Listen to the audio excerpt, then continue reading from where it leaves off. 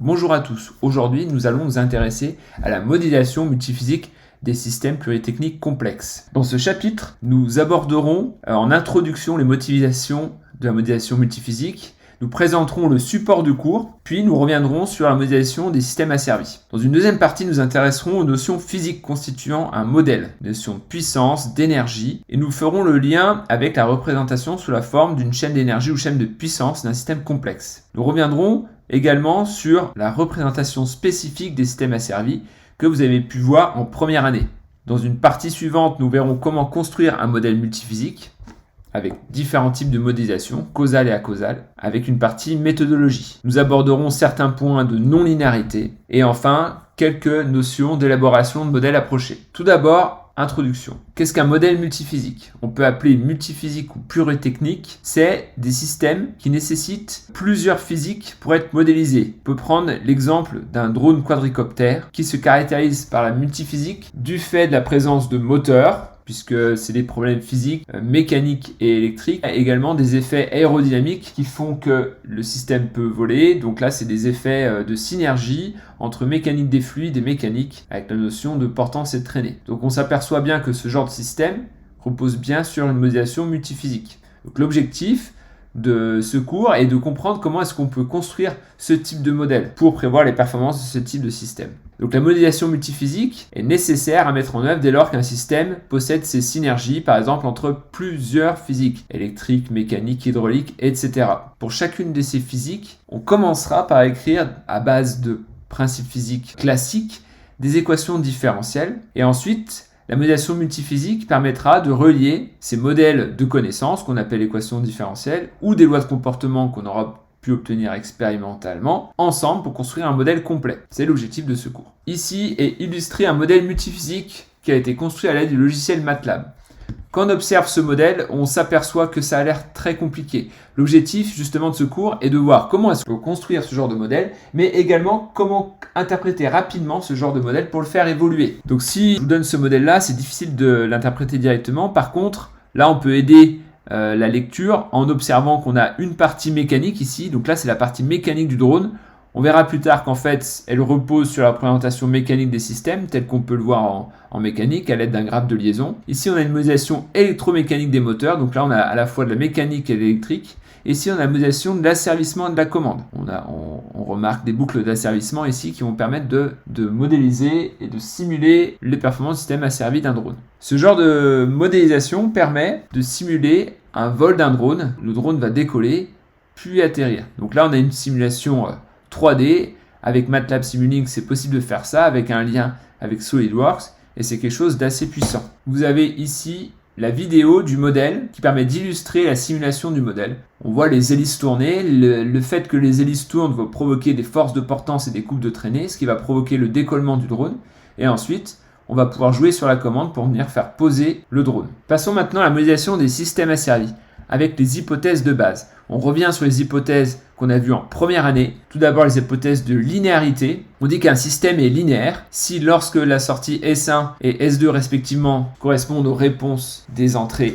E1 et E2, alors la sortie S1 plus lambda S2 est la réponse de l'entrée E1 plus lambda E2. Pour tout réel lambda. La continuité se justifie par le fait que les fonctions entrée, sortie, perturbation du système sont des fonctions continues du temps. On parlera de système analogique. Et un système invariant, c'est un système qui ne vieillit pas. Ça veut dire que la relation qu'on a entre les entrées et les sorties sont invariantes quel que soit le temps.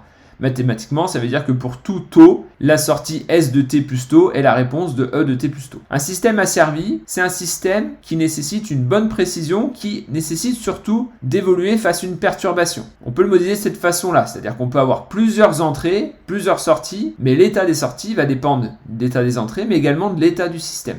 Donc, ce qui peut également justifier l'utilisation de ce genre de système, c'est si le comportement du système est assez mal connu ou variable, et si la stabilité est en cause. Alors, on verra plus tard qu'en fait, asservir un système, ça tend à déstabiliser le système de manière simple, mais on a des méthodes pour le rendre plus stable. On va, dans le cours et dans les applications qu'on va utiliser, avoir une structure asservie assez classique, assez simplifiée, sachant qu'après il y a des structures de système asservi plus complexes, mais on va partir de cette structure-là, qui va me permettre de faire le lien entre la partie commande et la partie opérative. Donc là, on voit que ça se modélise sous la forme d'un schéma bloc. Donc ça, vous avez pu le voir en première année. Donc là, on l'écrit dans le domaine de la place, mais peu importe finalement. Donc on a une entrée et une sortie. Donc l'entrée et la sortie sont de même nature.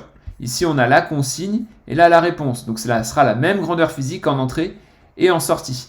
L'objectif étant que l'entrée doit correspondre à la sortie. Donc pour ça, l'idée, c'est de la comparer la consigne et la réponse. Donc pour ça, on va utiliser un capteur qui va faire la mesure de la sortie. La comparaison est une différence entre ces deux grandeurs qu'on va définir comme étant une erreur. Cette erreur, on va pouvoir la traiter à l'aide d'un calculateur et d'un correcteur.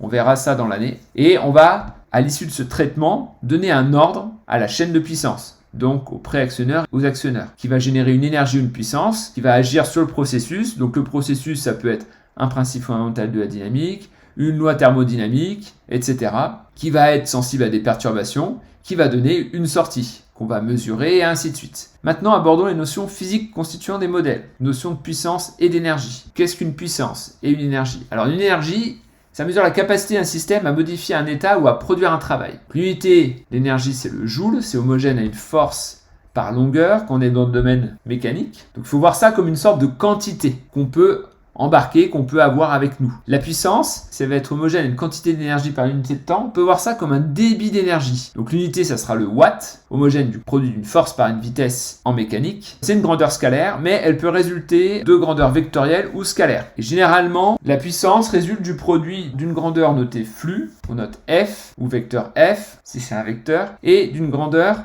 appelée potentiel, qu'on note p, ou vecteur P. Donc la puissance, ça sera soit le produit de deux grandeurs scalaires de flux et de potentiel, soit le produit scalaire de deux grandeurs vectorielles de flux et de potentiel. On fera un questionnaire en cours permettant de vérifier ces grandeurs-là. Il faudra donc essayer de trouver par vous-même, dans les domaines physiques, quelles sont les grandeurs de flux et de potentiel. Donc, par exemple en électrique, en mécanique, de translation, de rotation, mécanique d'un mouvement quelconque, hydraulique et thermique, là je vous donne la réponse. Donc je vous demanderai de remplir ce tableau chez vous et puis on débriefera ça en cours. Pour vous aider, on peut définir qu'une grandeur d'effort ou de potentiel, dans le domaine de la physique, c'est la grandeur qui tend à déplacer de la matière ou une entité, quelque chose qui en tient lieu. La grandeur de flux, elle, va mesurer dans le domaine de la physique, justement ce déplacement de matière ou de cette quantité. On parlera d'un certain débit. Donc on peut voir ça un petit peu comme la grandeur d'effort, la cause du déplacement, et le déplacement, c'est la grandeur de flux qui le mesure. On peut également distinguer les grandeurs selon la façon dont on va les mesurer. Et ça sera important pour construire les différents modèles. On pourra distinguer les grandeurs qui se mesurent en dérivation, qu'on appellera across, puisque relativement à une autre valeur, des grandeurs qu'on mesure en série, qu'on appellera through, puisqu'on va les mesurer le long d'un flux. Alors selon les domaines de la physique, parfois, ces grandeurs-là peuvent s'interpréter comme le flux ou le potentiel ou inversement. Donc là, il faudra trouver quelles sont les valeurs across ou through selon les domaines de la physique, donc électrique, mécanique, translation, mécanique rotation ou hydraulique. On pourra débriefer cette partie-là en cours. Maintenant, abordons la notion de représentation d'un composant de la chaîne d'énergie d'un système complexe. Donc on a vu que les grandeurs de puissance se déterminent comme le produit de deux grandeurs, de flux ou de potentiel. Ainsi, on pourra construire un modèle physique à partir de ce constat-là en représentant les composants par des blocs et les grandeurs d'entrée et de sortie de ces composants par des puissances qui résulteront en fait du produit de deux grandeurs, de potentiel et de flux à chaque fois. Pour cela, on va prendre l'exemple de l'aérodrome Parrot. On peut construire le modèle à partir d'une analyse structurelle du système, par exemple un diagramme de définition de bloc, où ici en fait on représente tous les composants des systèmes utiles, mais sans la notion de flux, sans la notion d'architecture logique entre les composants. Là on a juste la liste des composants. Donc pour ça on va pouvoir s'appuyer du modèle de la chaîne de puissance. Donc on peut proposer une modélisation fonctionnelle de la chaîne de puissance et d'énergie du drone qui va permettre de construire le modèle. On a le modèle proposé, alimenter, distribuer, convertir, transmettre, qui va me permettre de construire le modèle. On voit qu'à chaque fois, on a une grandeur de flux et de potentiel. Donc en électricité, on a vu une grandeur de potentiel, une tension électrique, une grandeur de flux, un courant qui mesure le déplacement des électrons. Et ici, donc, la puissance mécanique. Quelques rappels sur les transformés de Laplace qui nous permettent de représenter les systèmes asservis. Donc voilà comment on peut définir la transformée de Laplace. On peut voir ça comme un changement de variable. Fonction f du temps, petit f du temps, petit t. On va appliquer la transformée de Laplace qui nous donnera la fonction grand F qui dépend de p, qui est définie comme cette intégrale généralisée. Donc là, c'est juste la définition. En fait, on n'utilisera jamais ça. On utilisera directement le tableau transformé de Laplace qui a été calculé à partir de ce calcul-là. Donc en termes de notation, la transformée de Laplace d'une fonction f se note grand F. Alors, on a les propriétés d'unicité et linéarité transformée de la place que vous avez dû voir en première année. En fait, on a une transformée inverse d'une fonction à une autre. Et la linéarité dit que la somme des transformées de la place est la transformée de la place des sommes.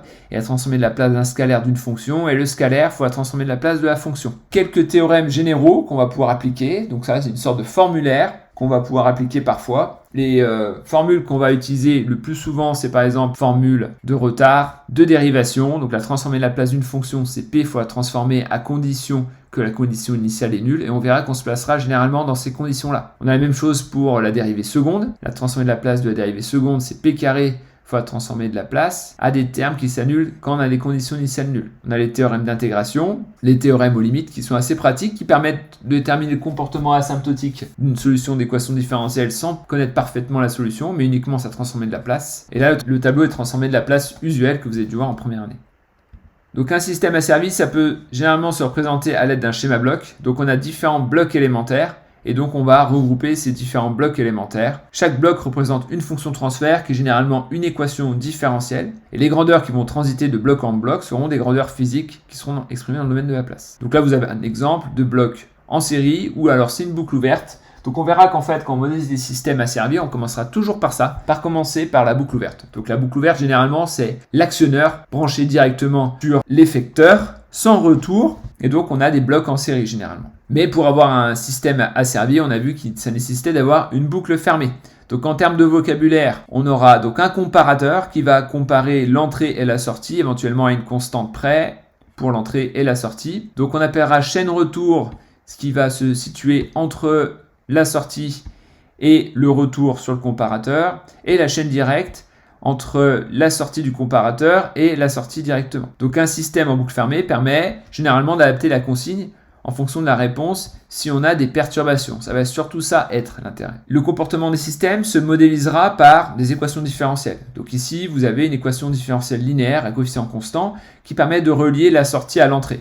Donc là, en termes de notation, quand on met des exposants comme ça veut dire que c'est la dérivée énième. Ici, par exemple, c'est la dérivée énième de S. Là, vous avez la dérivée m-ième de E. Là, vous avez dérivée première de E, dérivée première de S. Donc ici, ce sont les coefficients constants qu'on retrouve. Ça nous donne bien une équation différentielle linéaire. Et l'équation s'exprime en fonction de S et de E et de leurs dérivées successives. On peut facilement, du coup, passer cette équation différentielle dans le domaine de la place en utilisant les théorèmes de dérivation, les propriétés de linéarité de la transformée de la place et le fait d'avoir des conditions initiales nulles. Voilà ce que ça donne. C'est des choses que vous avez dû faire en première année. Donc là, je vous donne le cas général avec une équation différentielle compliquée, mais généralement, on a quand même des équations différentielles plus simples. On peut avoir alors l'expression de la fonction transfert qui va relier la sortie à l'entrée, donc par définition la sortie sur l'entrée, et ça nous donnera une fraction rationnelle. En termes de vocabulaire, on va essayer à chaque fois de mettre la fonction transfert sous la forme canonique. Alors qu'est-ce qu'une forme canonique? C'est une fraction rationnelle qui va posséder deux polynômes de degré m pour le numérateur et n au dénominateur, avec un terme constant unitaire. Alors comment on fait pour se ramener à ça? Eh bien, il va falloir factoriser numérateur et dénominateur, ce qui va me donner k, le gain statique, et on va aussi éventuellement factoriser par p si on a des termes de plus bas degré qui ne sont pas des constantes. La factorisation par p, on la retrouve au dénominateur, alors ce qui me permettra d'avoir des systèmes en fait stables avec des conditions initiales nulles, c'est ça qui va me permettre de vérifier ça. Puissance de p par laquelle on factorise, on la note alpha, qui est la classe. Donc alpha, c'est le nombre de pôles nuls qu'on appelle la classe. Alors pourquoi pôle? Parce que pôle, c'est les valeurs de p qui annulent le dénominateur. Donc alpha, c'est un entier. Le degré du dénominateur, donc qui est en fait alpha plus n, on l'appellera l'ordre du système ou l'ordre de la fonction transfert. Et donc k, le gain du système. J'ai parlé des pôles, mais également les zéros. Les zéros sont les valeurs de p qui annulent le numérateur, qu'on utilisera moins souvent. On va surtout utiliser les pôles pour la suite. Alors une fonction transfert en boucle fermée, on arrivera généralement en faisant une manipulation de schéma bloc à se ramener à cette modélisation-là. Donc avec une chaîne directe et avec un seul bloc et un retour. Donc là, on va pouvoir utiliser la formule de la fonction transfert en boucle fermée ou la formule de Black qui nous dit que la fonction transfert en boucle fermée, c'est la chaîne directe sur 1 plus le produit de la chaîne directe fois la chaîne retour. Donc moi, je vous conseille d'utiliser cette formule et de ne pas la redémontrer à chaque fois, sinon vous allez perdre du temps. On peut aussi définir la fonction transfert en boucle ouverte, qui est le retour sur epsilon, c'est-à-dire la sortie du comparateur. Donc en fait, ça sera le produit de la chaîne directe,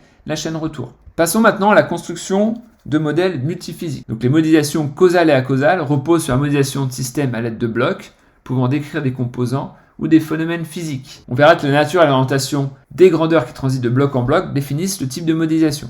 Donc on va retrouver la modélisation causale et acausale. Alors l'approche causale, c'est celle dont vous avez le plus l'habitude. On va avoir un lien de causalité entre les blocs. Donc on aura déjà une seule grandeur qui va transiter entre les blocs, avec une flèche qui donnera un ordre de lecture. Donc la causalité reposera sur l'orientation des données naviguant de bloc en bloc. Et cette causalité, il faudra qu'elle soit vérifiée d'un point de vue physique. Alors l'avantage de cette modélisation, c'est que la représentation de la causalité est parfois plus naturelle à comprendre. Elle s'adapte à la représentation d'un système asservi sous la forme d'un schéma bloc. L'inconvénient, c'est qu'elle repose sur la manipulation d'équations mathématiques, équations différentielles, qui peut s'avérer parfois complexe. Donc la représentation graphique est pas très explicite d'un point de vue physique, c'est-à-dire quand on regarde un schéma bloc, on n'interprète pas directement ce qui se passe physiquement, il faut un petit peu de lecture.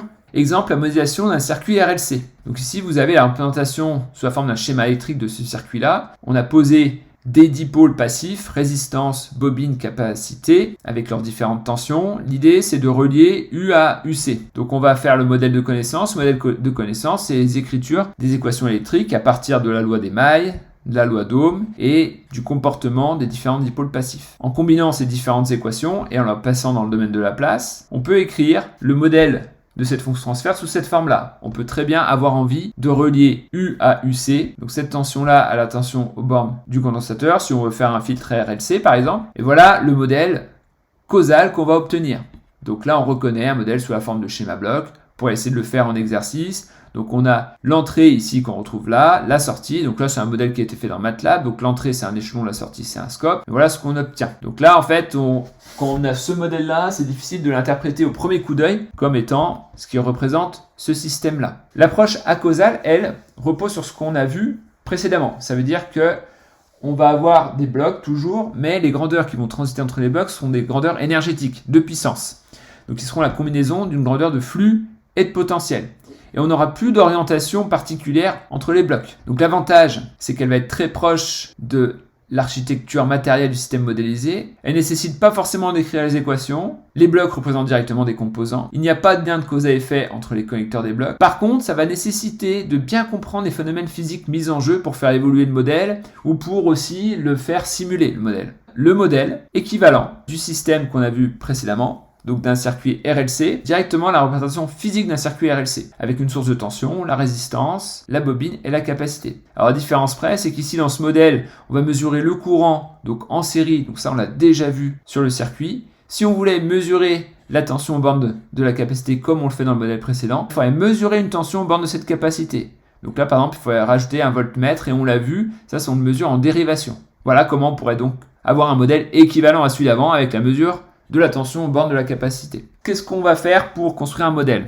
Alors le comportement mécanique, puisque la plupart du temps on va utiliser des systèmes mécaniques, dépend généralement d'aspects dynamiques. On utilise pour cela des équations de mouvement, qui sont des équations différentielles, provenant de principes fondamentaux de la dynamique ou de considérations énergétiques. On verra dans un cycle suivant comment est-ce qu'on pourra construire ces équations de mouvement. Si les équations de mouvement obtenues sont simples, peu de paramètres dépendant du système ou d'équations différentielles, on pourra les présenter sous la forme d'une représentation causale. Si les équations sont plus complexes, on pourra utiliser une représentation acausale, qui en mécanique donne la structure d'un diagramme paramétrique, soit ce diagramme 6ml, ou d'un graphe de liaison. Voici un exemple de représentation du comportement mécanique du drone. Donc là, c'est pas vraiment un modèle multiphysique, c'est un modèle purement mécanique acausal. Alors quand on regarde ce modèle-là, c'est difficile de l'interpréter au premier coup d'œil parce qu'on n'a pas forcément l'habitude, mais on va s'apercevoir qu'en fait, il repose sur la représentation d'un graphe de liaison. Alors comment interpréter ça ? Dans un graphe de liaison, on va toujours avoir une référence. Donc la référence, ça va être le bâti. Alors ici, je vais vous aider. Le bâti, en fait, on va retrouver ça sur tous les blocs qui se situent ici. Je ne vais pas rentrer dans le détail des blocs là, on pourra le voir en TP. Mais voilà le bâti. Donc le bâti, quand on l'a trouvé, on va mettre un symbole de référence. Alors on voit qu'ici, on a un bloc sol. Et ensuite, on va avoir d'autres blocs. Alors sur ces blocs, on va voir la distinction entre solide et liaison. Alors vous savez que sur un graphe de liaison, les solides on les représente par des cercles et les liaisons par des traits. Ben ici, que ce soit des solides ou des liaisons, on les représentera par des blocs. Alors on va essayer d'interpréter logiquement pour savoir où sont les solides, où sont les liaisons. Donc là, tout ce qui porte le nom de solide, hélice, hélice, hélice, châssis, ça sera des solides. Donc on va les entourer. Donc on a un solide ici, le châssis, et puis on a 4 solides qui sont les hélices. C'est un drone quadricoptère. On a donc 4 hélices, donc 4 solides en plus du châssis. Et là, on s'aperçoit qu'à chaque fois, entre le châssis et les hélices, on a un bloc Revolute qui va correspondre en fait à une liaison Revolute, révolution, pivot. C'est l'interprétation anglo-saxonne de la liaison pivot. Donc là, on commence à y voir plus clair avec les liaisons pivot à chaque fois. Voilà, donc là, on a le drone avec ses 4 hélices. Alors, on s'aperçoit qu'on a ici un autre bloc où dessus, c'est écrit 6DOF Joint. 6DOF Joint en anglais, qui veut dire 6 degrees of freedom. Joint, c'est liaison en anglais. Degrees of freedom, donc degré de liberté. Donc, c'est une liaison à 6 degrés de liberté. Alors, vous devez savoir qu'une liaison à 6 degrés de liberté ne peut pas exister dès lors qu'on a un contact. Donc, en fait, c'est une pseudo-liaison. C'est ce qu'on va appeler la liaison généralisée.